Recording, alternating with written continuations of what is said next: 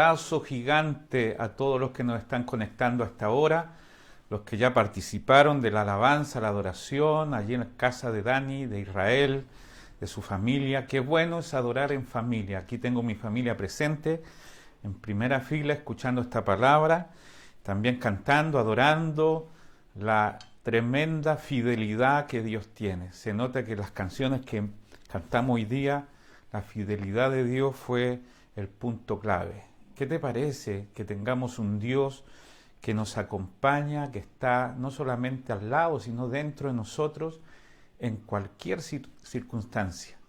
Dice la Biblia que nos acercamos al trono de la gracia para recibir misericordia y gracia para el oportuno socorro. Es decir, no hay una situación en tu vida, por muy difícil que sea, donde la gracia de Dios no te acompañe y te socorra y te levante y te fortalezca.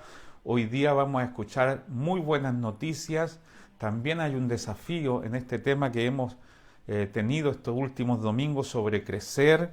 Me alegra que también los jóvenes de nuestra iglesia, la red Unánimes, estén hablando de esto, de crecer en vida, de crecer en Cristo, porque todo lo que tiene vida tiene que crecer. Y yo te voy a pedir que me acompañes. Supongo que tú tienes una Biblia o que tienes un aparato para leer. También hemos hecho el intento de proyectarte aquí los versículos. Así que vamos a leer Primera de Juan, capítulo 2, verso 12 al 17, para una nueva revelación sobre lo que es crecer en Cristo. Primera de Juan, capítulo 2, verso 12 al 17. Dice así: Os escribo a vosotros, hijitos, porque vuestros pecados han sido perdonados por su nombre. Os escribo a vosotros, padres, porque conocéis al que es desde el principio. Os escribo a vosotros, jóvenes, porque habéis vencido al maligno. Os escribo a vosotros, hijitos, porque habéis conocido al Padre. Os escribo a vosotros, padres, porque habéis conocido al que es desde el principio. Os escribo a vosotros, jóvenes, porque sois fuertes, y la palabra de Dios permanece en vosotros, y habéis vencido al maligno. Verso 15. No améis al mundo, ni las cosas que están en el mundo. Si alguno ama al mundo, el amor del Padre no está en él. Porque todo lo que hay en el mundo, los deseos de la carne, los deseos de los ojos y la vanagloria de la vida, no proviene del Padre, sino del mundo. Y el mundo pasa y sus deseos, pero el que hace la voluntad de Dios permanece para siempre. Qué tremendo. Qué tremendo que una vez más uno de los discípulos que estuvo con el Jesús encarnado, con el Jesús de los 33 años, que en ese tiempo era un adolescente. Algunos estudian que Juan no tenía más de 14, 15 años cuando comenzó a seguir a Jesucristo.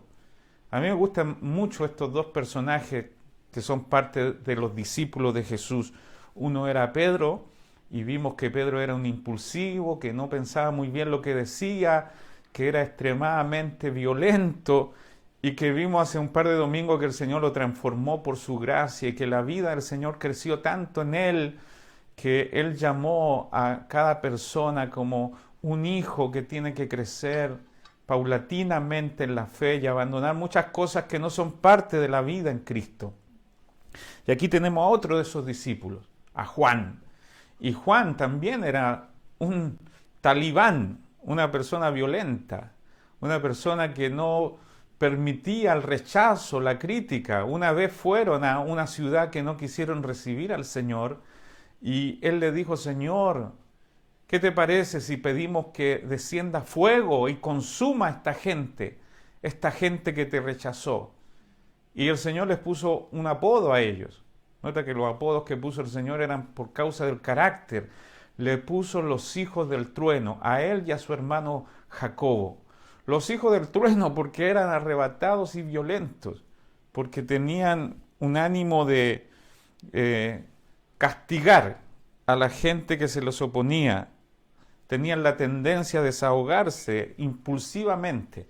No sé si alguno de ustedes, posiblemente no, tenga ese problema, que sean de mecha corta, que explotan rápido, que no toleran que alguien se les oponga, que no toleran una opinión diferente, que prenden con agua, como dicen por allí, y que desatan su ira. Bueno, a esos el Señor le puso Boanerges, hijo del trueno. Pero ahora Juan ya está maduro, ha crecido, no solamente físicamente, ha crecido en vida. Cristo ha crecido en él. Y ahora se le llama nada menos que el apóstol del amor.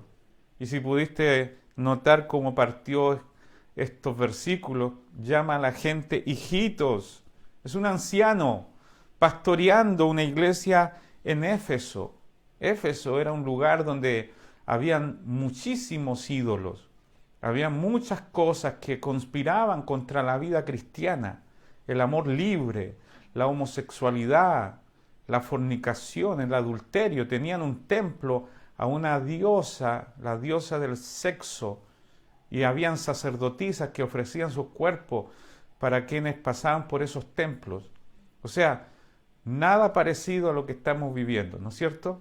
También hoy día tenemos esas mismas tentaciones, esas mismas corrientes que nos quieren socavar. A eso Juan le llama el mundo, un sistema muy bien concertado, un sistema planeado desde 6.000 años atrás para arrebatarnos del plan de Dios, el propósito eterno de Dios, que es tener a un hombre que lo exprese, que es tener un cuerpo que sea su expresión, que tenga su carácter y que tenga su vida.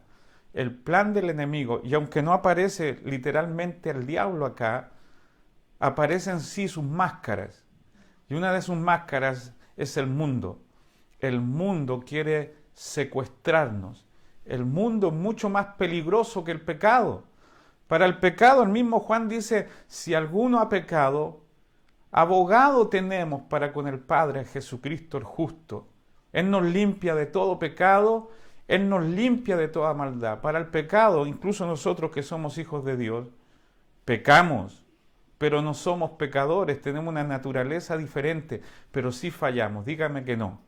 Es más, Juan dice, si alguno dice que no ha pecado, es un mentiroso. Así que tenemos a disposición la sangre de Cristo que nos limpia. Qué buena noticia. Nos limpia de todo pecado y tenemos un abogado que nos defiende. Pero hay un tipo de elemento mucho más peligroso que el pecado. Y Juan le llama aquí el mundo. Y consiste en que pongas tus deseos por sobre la voluntad de Dios. Ahora Juan les escribe a estas personas, primera, segunda, tercera de Juan, y dice muy bien por qué les escribe. Les escribe para que manifiesten la vida que portan. Les escribo porque habéis vencido al mundo. Les escribo porque habéis vencido al maligno. Les escribo para que sepan que la vida eterna ya está en ustedes. Ahora esa vida eterna está en ustedes para que se manifieste. Esta es la gran preocupación, si podemos llamarlo así, de Juan. Que hayan evidencias, no condiciones, sino evidencias. Porque la vida eterna la recibimos por pura gracia, por fe, pero se evidencia notoriamente a través de nuestra vida, desde adentro hacia afuera. Y eso hace diferente el cristianismo. Tú sabías que muchos filósofos, gente pensante, dijera lo mismo que el Señor. Incluso la regla de oro está en todas las religiones del mundo, en todas. Por ejemplo, los Bahá'í dicen, bendito el que prefiere a su hermano antes que a sí mismo. El budismo dice, no trates a los demás de manera que a ti mismo te parezca dañino. El confucianismo dice, es el máximo de benevolencia ser amable y no hacerle a los demás lo que no quisieras que ellos hagan contigo. El cristianismo, amarás a tu prójimo como a ti mismo. Gandhi dijo, para ver el espíritu universal y penetrante de la verdad, uno debe ser capaz de amar a las criaturas más viles como a uno mismo. El hinduismo dice, no hagan nada por los demás que no quieres que te hagan a ti. El Islam dice, ninguno de ustedes es un creyente si no quiere para su hermano lo que quiere para sí mismo. Platón dijo, puedo hacer a los demás lo que desearía que me hicieran a mí. ¿En qué se diferencia entonces? Alguien escribió una vez algo que me pareció aberrante. Tú no necesitas, dijo él, ir a una iglesia con que seas buena persona, con que seas moralmente, éticamente un buen ciudadano, un buen padre. Cualquiera puede hacer eso y sin embargo están más muertos que vivos. ¿Cuál es la diferencia entonces? Es que Jesucristo no puede ser separado de su palabra, que Él vive en nosotros para cumplir esta palabra, que sus mandamientos, dice 1 Juan 5, no son gravosos porque Él mismo cumple a través de nosotros la palabra. Aristóteles le dijo a sus discípulos, sigan mis enseñanzas. Sócrates le dijo a sus discípulos, sigan mis preceptos. Buda le dijo a sus discípulos, sigan mis meditaciones. Confucio le dijo a sus discípulos, sigan mis enseñanzas. Pero Jesús le dijo a sus discípulos, síganme, síganme. No es mi palabra aparte de mí, no es la verdad aparte de mi persona. Cuando el Señor entra en nosotros, estamos capacitados a través de la comunión con Él a vivir de acuerdo a la verdad. Así que Él en nosotros hace lo que es agradable. Comentaba recién cuando estamos en la alabanza y cantamos que la fidelidad de Dios es grande. Y cuando Israel decía que no es nuestras capacidades, qué bueno que dejemos de confiar cada día más en nuestras capacidades y veamos al Señor como la fuente de todo nuestro disfrute y de toda nuestra verdad. Esa es la base, eso es lo que hace diferente. No es sigan mis enseñanzas, cumplan mis mandatos, sino síganme, vivan en una comunión tan íntima conmigo, que toda la verdad, todo el carácter de la palabra se haga realidad y se manifieste. Y para eso hay diferentes niveles de vida. Qué bueno que Juan se da cuenta que no podemos de un momento a otro pasar de niños a adultos, sino que hay un proceso, no un suceso. Si tú todavía estás luchando, lidiando con algunas cosas, tente paciencia. El Señor comenzó la obra y la irá perfeccionando. Él no dejará nada a terminar. Él comienza, Él es el autor y también el consumador de nuestra fe. Así que aquí aparecen una vez más, estamos en la serie Crecer, una vez más aparecen niveles de crecimiento de esta vida que está en nosotros. Y lo primero que se menciona en estos versículos son los niños. Ya lo puedes distinguir en el versículo 12. Estamos en 1 de Juan, capítulo 2. Verso 12 dice, os escribo a vosotros, hijitos, porque vuestros pecados han sido perdonados por su nombre. Y el verso 13 de nuevo les dice, os escribo a vosotros, hijitos, porque habéis conocido al Padre. Y eso es todo lo que necesita un niño espiritual, un bebé. Es normal. Este mandamiento se dirige en primer lugar a los niños. Y no estamos hablando en sentido cronológico de un niño, sino de alguien que ha nacido recién en Cristo. No importa cuántos años tenga, pero si ha nacido en Cristo, es un niño. La vida de Dios está en él. No hay nada de malo ser un niño. Y este niño, dice acá, se goza. ¿Saben por qué se gozan? Porque vuestros pecados han sido perdonados y porque conocen al Padre. Ellos saben que han sido perdonados y se sienten felices porque saben que hay un Padre que los protege. Quizás no deberíamos saltar a otra etapa hasta que no sepamos tan bien que tenemos un Padre amoroso. Si no se te ha revelado esto, todavía ni siquiera estás en esta etapa, y que necesitamos saber que nuestros pecados han sido perdonados por la gracia de Dios. Cuando sabemos eso, estamos creciendo. Cuando sabemos que la sangre del Señor, que su obra consumada en la cruz, terminó para siempre con todo lo que nos apartaba. Aleluya, digo a esto. Gracias Dios porque todos nuestros pecados han sido perdonados. Gracias porque delante de tus ojos no hay ninguna condenación. Gracias porque no hay temas pendientes, está todo consumado, todo hecho, todo terminado.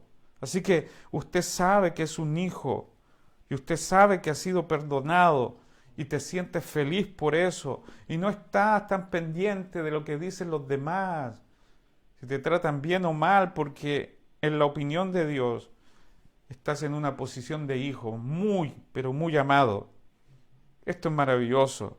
Así comenzamos todos, niños, hijitos, recién nacidos, que fueron perdonados a través de la obra de la cruz.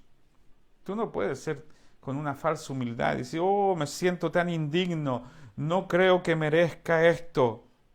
Porque eso no es humildad, eso es rechazar la obra consumada. Y allí partimos en nuestro crecimiento. Y luego Juan dice, les escribo a vosotros jóvenes. Aquí hay otra etapa.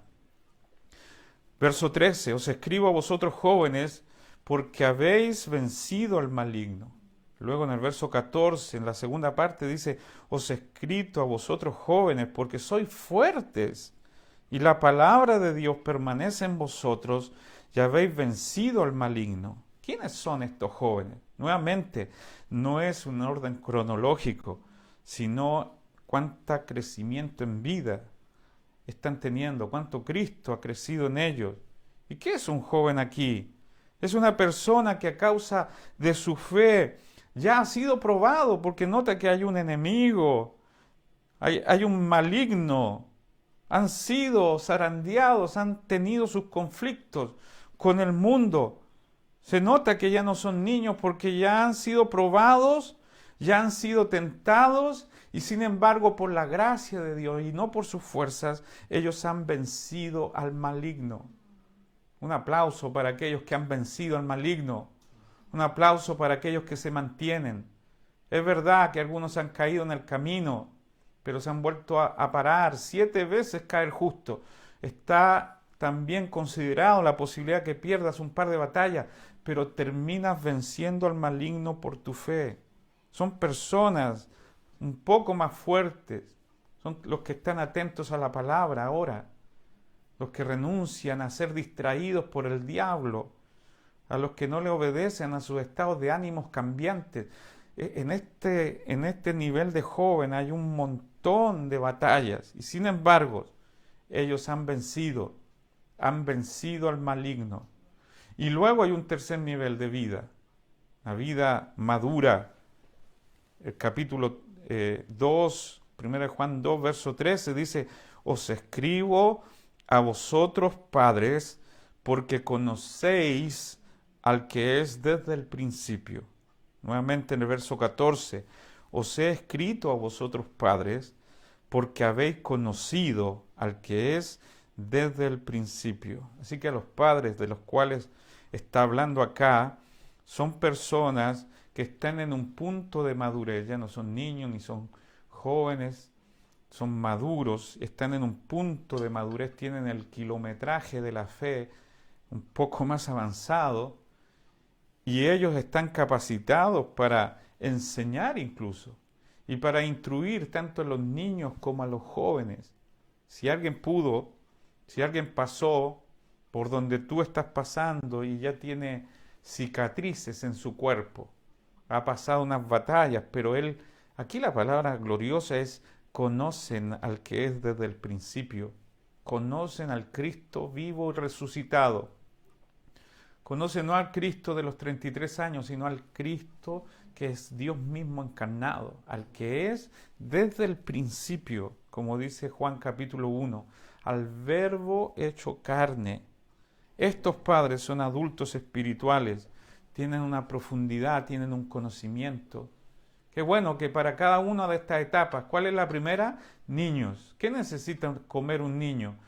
Pedro decía la otra vez a través de la palabra acá, desead como un niño recién nacido, la leche espiritual no adulterada.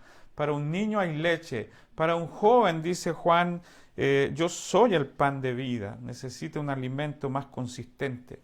Pero para un padre se necesita no rudimentos, sino alimento sólido. Hebreos dice, porque aquel que toma solamente leche todavía es un inexperto, es un niño, pero el alimento sólido es para los adultos, para los maduros, para los padres, los que tienen bien ejercitados su espíritu en el discernimiento del bien y del mal.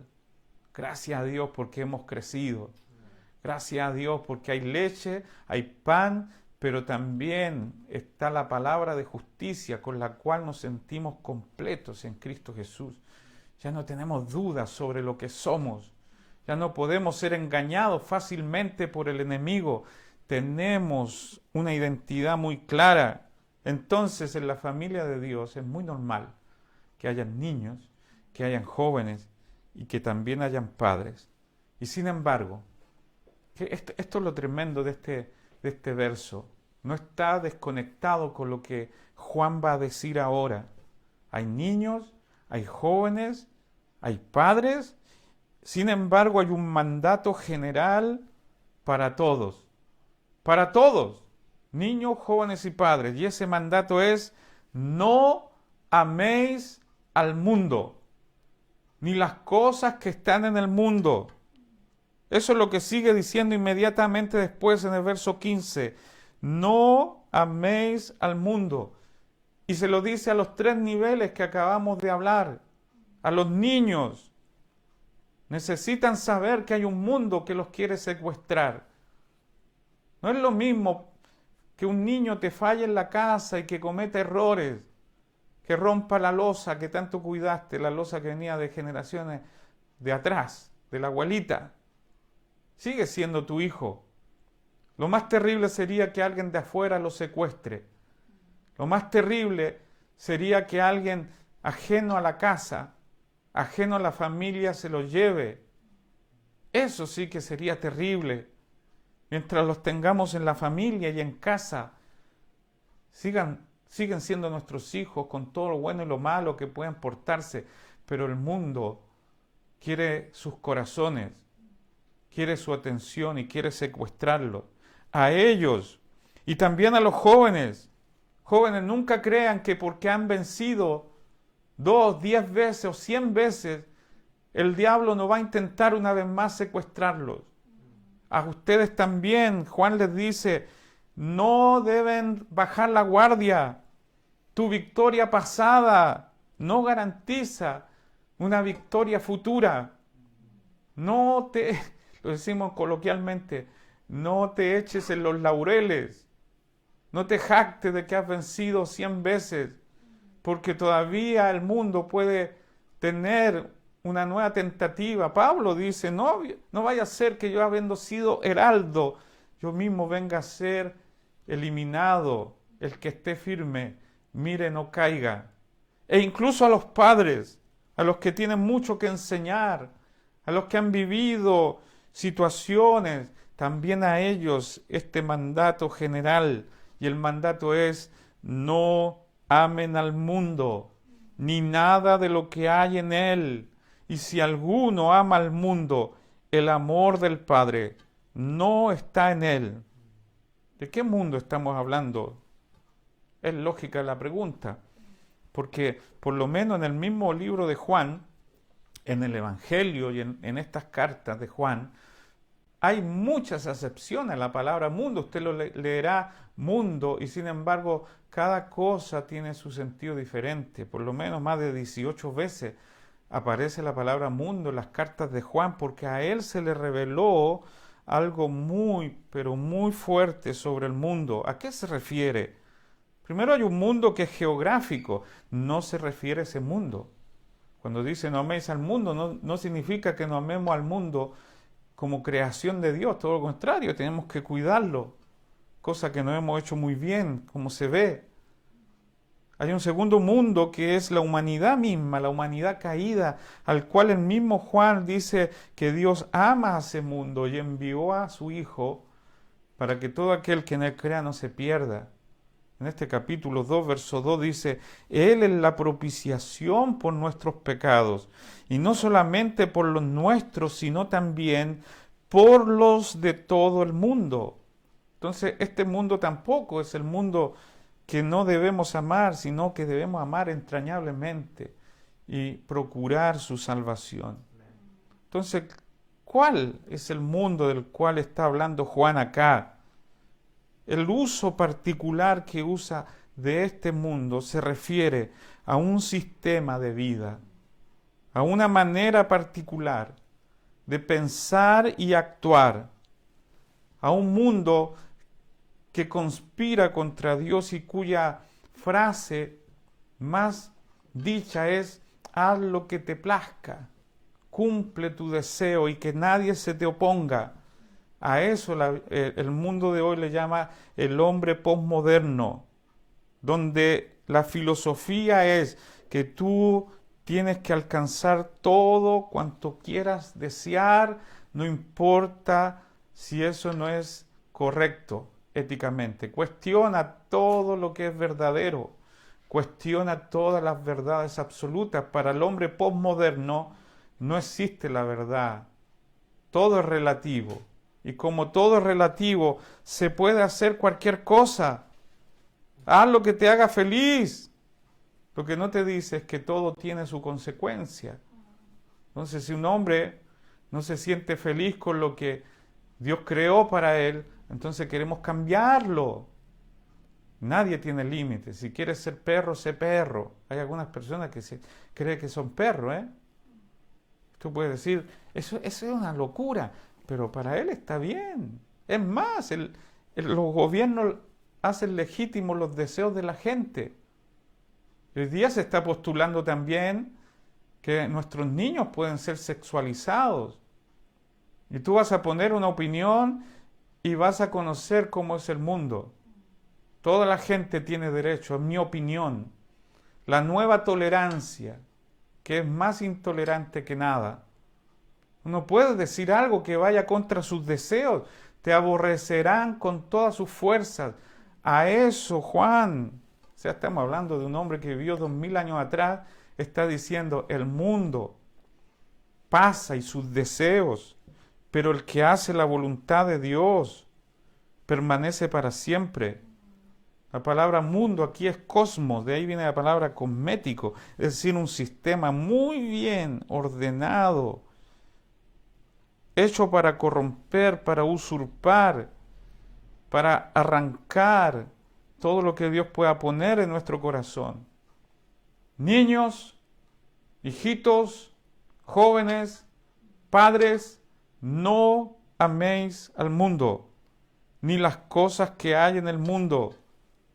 Todo está hecho para quitarte, como un amante seductor, el amor genuino que Dios ofrece para ti. Porque el mundo pasa y sus deseos. Tú sabes que la gente que va a abocarse con toda su fuerza a algo terminará siendo desencantada por eso. Es como el hombre que soñó toda su vida con lanzarse en paracaídas. Lo soñó por años, hasta que un día se inscribió en un curso de paracaidismo, unas sesiones intensivas, y todo era teórico, hasta que llegó el día en que se subió un avión, se despegó el avión, por supuesto, empezaron a volar por los aires, de repente se abrió la puerta y empezaron a lanzarse la gente que estaba preparada, y él también se lanzó, y ¡wow! Por fin, mi sueño cumplido. Pero él no sabía que el paracaídas que tomó estaba defectuoso, que tenía un daño irreparable. Él no lo sabía, así que mientras estaba en el aire, él disfrutó y dijo, por fin mi deseo cumplido. Lo que no sabía que el deseo le iba a durar muy poco. Algo así pasa con el hombre posmoderno. Cumplamos todo lo que nos plazca. Hagamos sin restricción lo que se nos dé la gana. No importa si hay algo inmoral en eso. Total, ¿quién nos puede decir qué es verdad y qué no? Mis queridos, eso tiene corto alcance porque el mundo pasa y sus deseos. ¿Qué caracteriza a ese mundo? Bueno, lo describe el verso 16 y 17. Tengo que dejarte esto en tu espíritu. Porque madurez y crecimiento, como es la serie que estamos hablando, tiene que ver con saber qué cosas nos pueden arrebatar el amor que Dios tiene por nosotros. Versos 16 y 17 lo describe, cómo caracteriza el sistema de vida mundo, porque todo lo que hay en el mundo, los deseos de la carne, los deseos de los ojos y la vanagloria de la vida, no proviene del Padre, sino del mundo. Aquí está en qué consiste ese mundo. Dos palabras claves: el deseo de los ojos, el deseo de la carne. Y luego la otra palabra es voluntad. O sea, que el mundo se refiere a ese deseo que pone su plan y su deseo, valga la redundancia, por sobre la voluntad perfecta de Dios. Y no estoy diciendo que los deseos son malos. Los deseos los puso Dios también. El deseo sexual, por ejemplo, es un deseo puesto por Dios. Dios nos hizo definitivamente personas para relacionarnos. Y vaya que bueno, el sexo como Dios lo creó, dentro de los límites del matrimonio. Por eso dice acá, el deseo lo pone Dios, pero cuando tú pones tu deseo por sobre el plan de Dios y lo haces a tu manera, entonces eso Dios le llama fornicación y también se corrompe interiormente. Cuando Juan está diciendo no améis al mundo, se refiere a poner tu deseo, que no es malo, por sobre el tiempo y por sobre el plan de la voluntad de Dios. Y algunos dicen que Juan estaba pensando en la primera tentación que hubo en la tierra, con nuestros primeros antepasados, con Adán y Eva, porque se cumplen estas tres cosas: deseo de la carne, deseo de los ojos, vanagloria de la vida. Fíjate, Génesis capítulo 3, verso 6, quizás te lo proyectemos ahí. Un aplauso por Cris que pone todo lo necesario para que tú tengas lo mejor de la iglesia en tu casa. Génesis 3, verso 6 dice: y vio la mujer que el árbol era bueno para comer, que era agradable a los ojos, y árbol codiciable para alcanzar sabiduría, y tomó de su fruto y comió, y dio también a su marido, el cual comió así de ella. Aquí ves los tres procesos, como lo describe Juan. El árbol era bueno para comer, los deseos de la carne; agradable a los ojos, los deseos de los ojos; codiciable para alcanzar sabiduría, la vanagloria de la vida. ¿Qué está mal allí? ¿Está mal que ellos hayan apreciado la belleza del fruto? No está mal. Está mal que desean comer de ese fruto apetitoso, sabroso. No está mal. Dios mismo creó muchos árboles para que estuvieran allí. ¿Qué está mal? Está mal que ellos pusieron su deseo por sobre el deseo de Dios y de su palabra, porque el verso 2 dice: y la mujer respondió: del fruto de los árboles del huerto podemos comer, pero del fruto del árbol que está en medio del huerto, Dios dijo: no comerás. Aquí está la palabra. Y el problema fue que el deseo pudo más que la palabra, más que el argumento poderoso del propósito de Dios. Y Dios no hace cosas para coartarnos, como dicen las expresiones vulgares, a lo mejor para amargarnos la vida. Simplemente todo es hermoso en su tiempo. Todas las cosas que Dios crea son muy buenas, en su tiempo y en su lugar. También Satanás tentó a Jesús con deseos muy profundos. En el huerto él deseó comer, tenía 40 días de no haber comido nada, y me imagino que él deseaba con toda su fuerza en el día 40 comer un pancito con mantequillas recién salido del horno, con queso derretido. Y le dijo: ese es tu deseo, deberías cumplirlo, deberías satisfacerlo, no importa quién se te oponga. Aquí tienes muchas piedras, di a estas piedras que se conviertan en pan. Jesús le respondió: no solo de pan vivirá el hombre, sino de la palabra. Yo quiero cumplir el deseo de la palabra de Dios por sobre mi deseo. Viviré conforme al deseo de Dios. Y él reprendió a Satanás con esa palabra. Me gusta mucho porque Mateo dice que cuando terminó toda la tentación, venían ángeles y les servían. Qué bueno es comer cuando Dios dice. Qué bueno es disfrutar de alguien, de algo, de un lugar, de una posición. Cuando Dios está primero que nuestro propio deseo, todas las cosas son muchísimo mejor.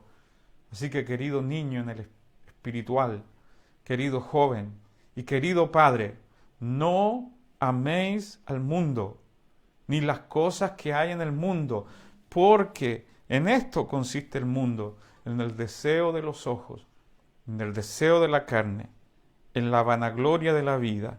Y ahora, Juan no solamente dice que no debes hacerlo, sino te da un argumento, por lo menos dos argumentos poderosos para que ese mundo no te atrape.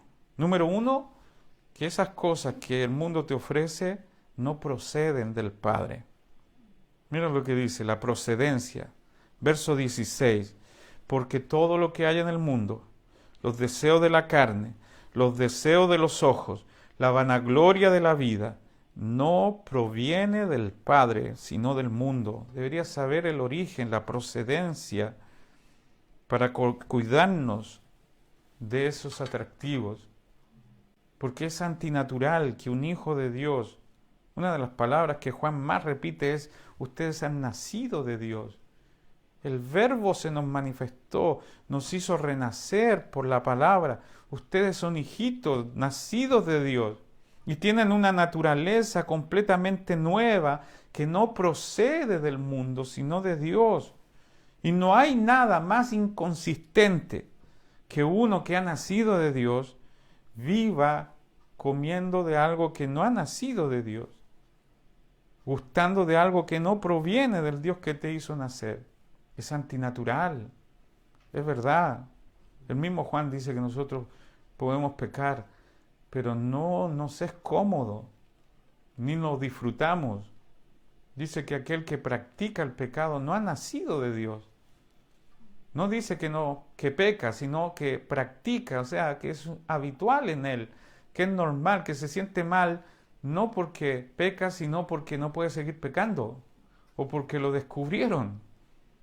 Pero para nosotros, los nacidos de Dios, todo lo que no procede de Dios, no lo disfrutamos. Así que aquí hay un chequeo. Nosotros amamos lo que Dios ama. Nosotros aborrecemos lo que Dios aborrece. Y la segunda razón, espero que estén todos escuchando, porque este no es un mensaje muy popular, pero vaya cómo nos ayuda a saber nuestro crecimiento. De eso estamos hablando, crecer. Una segunda razón poderosa aquí es la permanencia. Dice, y el mundo pasa y sus deseos. Lo primero es la procedencia y lo segundo la permanencia. Porque el mundo pasa y sus deseos. No es algo que va a permanecer, son pasajeros.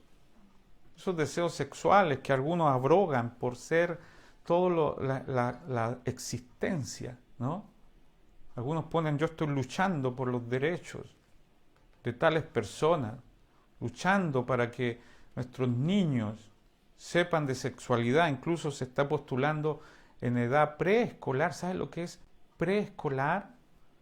Para que nadie abuse de ello. Y tú crees que no van a abusar de un niño que recién no sabe ni hablar ni caminar. Y tú quieres enseñarle a manejar los deseos sexuales, e incluso estipula masturbación y todo ese tipo de cosas. Mis queridos, ya no podemos ser engañados. El mundo tiene 6.000 años de existencia. Sabe muy bien cómo corromper, cómo correr el límite poco a poco. Saben que ahora podemos rechazar algo, pero más tarde van a insistir y luego lo que parecía tan aberrante será aceptable. Es más, algunos dirán esto es lo que siempre debimos haber hecho. Y sin embargo, Juan está diciendo aquí que eso pasará. Que esa persona que abrogó por esos deseos un día estará en una cama y ningún deseo habrá más que el querer seguir viviendo. Este es el tema, que los deseos pasan junto con la misma persona. Que el caramelo con un centro líquido de veneno que parece bueno terminará matándote.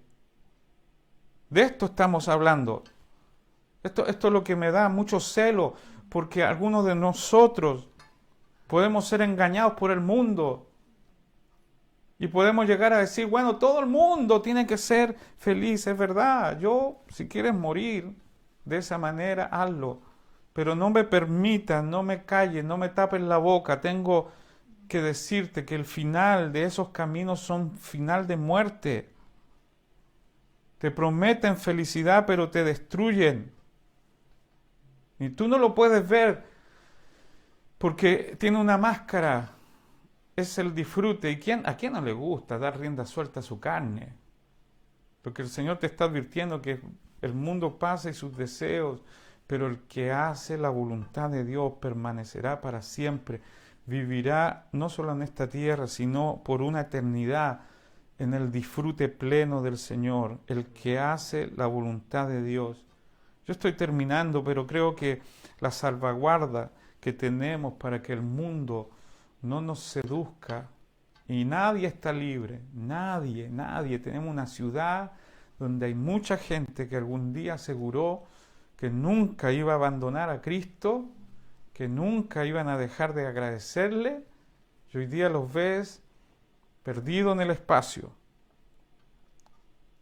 Yo le decía ayer a los jóvenes, no podemos ser asintomáticos, porque este coronavirus tiene gente asintomática. Nunca lo he entendido bien realmente. Hay unos que se enferman de este coronavirus y manifiestan fiebre y tos y un montón de complicaciones. Pero hay otros que son asintomáticos, es decir, tienen el virus, pero no se les ve ni se les manifiesta. No hay posibilidad de ser un cristiano asintomático. No hay manera de no exhibir que estamos infectados por este maravilloso virus que es Cristo dentro de nosotros, si se le puede llamar así. Tenemos una vida poderosa que busca la manera de ser exhibida. El versículo 15 dice, si alguno ama al mundo, el amor del Padre no está en él. Esta es nuestra salvaguarda. Nosotros amamos a Él. El mismo Juan dice, porque Él nos amó primero. El que inició el trabajo de salvación, el que pagó todos los peajes, que cavó todos los túneles, el que creó todas las carreteras para llegar a nosotros y salvarnos, es el Padre enviando a su Hijo. Y nosotros respondemos a ese amor. Cuando se nos revela el amor del Padre, ya no deseamos nada más que ese amor. Cualquier cosa después de estar en la cumbre del Everest, cualquier paso que das es descender. Y después de haber probado a Cristo, todo lo demás no tiene sentido, no queremos abandonarlo. Lo único que te hace más fuerte cada día para que el mundo no te seduzca es este infinito amor del Padre, y nada puede reemplazarlo. Mejores son tus amores que el vino. El amor de Cristo me constriñe. Y me gusta mucho lo que dice Gálatas. Pablo es un apasionado, un loco por Cristo. Dice, con Cristo estoy juntamente crucificado. Y ya no vivo yo, Cristo vive en mí. Y lo que ahora vivo en la carne, lo vivo en la fe del Hijo, quien me amó. Esto es lo que hace que yo no tenga apetito por nada. Quien me amó y entregó su vida por mí. Y luego dice en Gálatas capítulo 6, verso 14, en cuanto a mí, jamás se me ocurra jactarme de otra cosa sino de la cruz de nuestro Señor Jesucristo, por quien el mundo ha sido crucificado para mí y yo para el mundo. Qué tremendo. El mundo ya no me atrae. Yo perdí el atractivo para el mundo y el mundo perdió el atractivo para mí. El mundo no me quiere y yo tampoco quiero el mundo.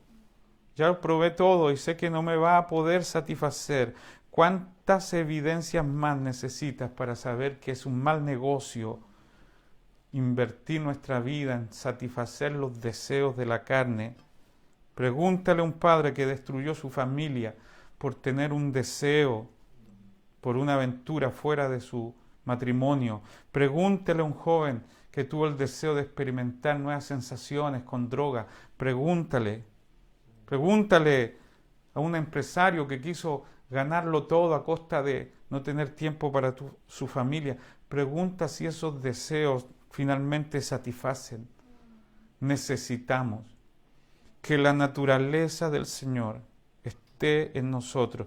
Y no te confundas pensando que hoy día estamos salvaguardados totalmente. Necesitamos todos los días, dice Juan acá, vencer al mundo. ¿Y sabe cómo se vence? Se vence por la vida de Dios en nosotros. Déjame leerte los últimos pasajes. Primera de Juan, capítulo 5, verso 3 en adelante, dice: en esto consiste el amor de Dios, que obedezcamos sus mandamientos. Y estos mandamientos no son gravosos, no son difíciles de cumplir, porque todo el que ha nacido de Dios vence al mundo. Y esta es la victoria que vence al mundo, nuestra fe. ¿Quién es el que vence al mundo? Sino el que cree que Jesús es el Hijo de Dios. Considera aquí una cadena, un eslabón tras otro. El primer eslabón dice que podemos guardar sus mandamientos y que sus mandamientos no son gravosos. Y podemos guardar esos mandamientos porque hemos nacido de Dios. Y por último, que tenemos la capacidad de vencer al mundo porque esta es la victoria que ha vencido al mundo, nuestra fe. Es decir, tenemos la vida de Dios en nosotros para que el hechizo del mundo pierda su poder. Tenemos la vida de Dios en nosotros para que la poderosa atracción que ejerce el mundo sobre nosotros sea vencida a través de la fe. ¿La fe en qué? La fe en que Él nos ha hecho sus hijos, en que somos nuevas criaturas y que tenemos su naturaleza. Gloria a Dios por esto. Pero esto no es tan fácil como saberlo en nuestra mente, sino disfrutarlo. Cuando tú pruebas al Señor, todo lo demás, dice Pablo, parece basura. Necesitamos estar seducidos todo el tiempo. Por eso creo que el enemigo puede ganar ventaja en esta pandemia. Cuando no nos reunimos, tú tienes grandes ventajas de desconectarte. Solo puedes hacer un clic y ya no necesitas escuchar ni estar con tus hermanos. O puedes sentarte allí en algún lugar de tu casa y tener la predicación como una voz de submundo por allá, ni siquiera estás poniendo atención. Y mientras esto pasa, el mundo puede seducirte de otra manera. Mantente firme. Les escribo a vosotros, hijitos, porque vuestros pecados han sido perdonados. Les escribo a vosotros, jóvenes, porque habéis vencido al maligno. Les escribo a vosotros, padres, porque conocéis al que es desde el principio. Necesitamos todo el tiempo ser capaces de que esta vida crezca en nosotros. Mis queridos, quiero orar. Hoy día descubrí una palabra nueva, palabra de día domingo, y como estamos en día domingo, te la voy a decir: eufemismo. ¿Sabes lo que significa eufemismo? Significa una expresión suave, decorosa, que se sustituye por palabras de mal gusto, groseras o demasiado francas. Eufemismo quiere decir que hay una palabra para suavizarlo todo. Y así también actúa el mundo. La idea no es llamar las cosas tan fuertes, no seas loco, no seas fanático.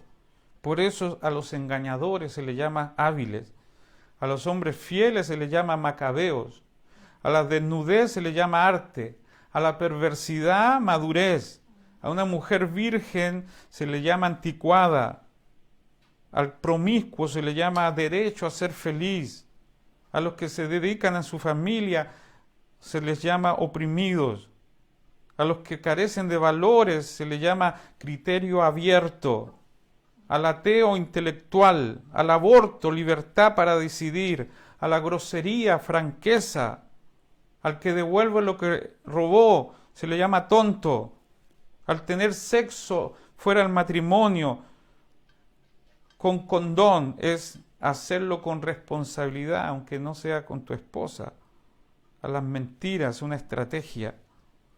Y puede que en la iglesia también adquiramos cierto lenguaje, eufemismo, para no llamar las cosas como son, porque hay algunos que le llaman santidad ser legalista, a los que son fieles, fanáticos, a los que se apartan del mundo religioso, a los que creen que tienen permiso para pecar, es estar bajo la gracia, no te confundas nunca. Al deseo de poder, tener una visión grande, al que denuncia lo malo, fariseo, a la metafísica, confesión positiva, y al materialista y avaro se le llama prosperidad divina. Llamemos las cosas como son. El mundo pasa y sus deseos, pero el que hace la voluntad de Dios permanece para siempre. Oramos al Señor, oramos. Yo te amo demasiado y tengo que, parte de mi trabajo es decirte que necesitas ser fuerte en el Señor para vencer más que nunca hoy en día. Oramos. Todos los que estamos aquí vamos a orar junto contigo en tu casa, y si quieres orar por tu familia. Yo me imagino, yo tengo un hijo de 8 años. Voy a estar con él, lo voy a acompañar. Espero en Dios muchos años más. Pero hay muchos que van a ser un verdadero zarandeo, una constante hostigación para transar, para negociar. La única esperanza que tiene mi familia es que Cristo crezca en ellos, sean fuertes. Padre, gracias te doy. Te doy gracias, te doy gracias. Te doy gracias porque entiendo que la intención de Juan es advertirnos, y también es mi intención, de que no amemos al mundo, no importa en qué lugar ni posición de madurez estemos, para los hijitos, para los jóvenes, para los maduros, los que han vencido muchas batallas. Todavía hay un constante acoso para secuestrarnos, para llevarnos donde nunca diseñaste nuestra vida. Padre, enséñanos, revélate tanto a nosotros, sedúcenos con cuerdas de amor, que lleguemos a decir lo que dice Pablo: el mundo ya me crucificó a mí y yo también crucifico al mundo, nada me interesa. Y si llegan a opinar de mí bien o mal, no estoy al tanto. Necesito la opinión de uno solo. Vivo para la audiencia de un solo. Este es mi Dios. A Él sea la gloria, a Él sea el poder, a Él sea el dominio, el imperio, la potencia. Señor, quiero vivir por aquel que murió y resucitó por mí. Que otros amantes no me seduzcan, que otros lazos no me enreden. Permíteme vivir victorioso solamente por la vida que me habita, la vida victoriosa. Aquel que venció la muerte puede vencer también cualquier obstáculo que se presente en mi camino. Y esta es la victoria que vence al mundo, nuestra fe en saber que tenemos tu vida y tu naturaleza. Gracias, Padre. Bendigo a las familias, oro por ellos, levanto mis manos desde mi casa para que nuestros niños pequeños, nuestros infantes, aquellos hijitos pequeños, Señor, nuestros hijos que van a ser cada día más seducidos para negar la verdad de tu palabra, sean guardados, guarda sus mentes, guarda sus corazones, que la influencia de los padres piadosos, de fe, pueda más que la influencia de alguien que les quiere enseñar algo contrario a tu palabra. Les amamos. No vamos a permitir que nuestros hijos sean llevados por la corriente de este siglo malo.